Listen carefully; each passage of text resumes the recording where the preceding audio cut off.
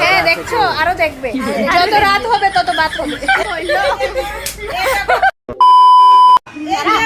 আমাদের বড় আতা যারা আমার বড় ননদ, ও মাই গড, মিষ্টি নিয়ে এখন বড় ননদকে ডাক দাও। এখন বলেছে আমার দেওরের ছেলে ওর জন্য বলে আলাদা মিষ্টি এনেছে, না থাকলে নেই, না থাকলে নেই, কেডা খাইছে আমার নেই।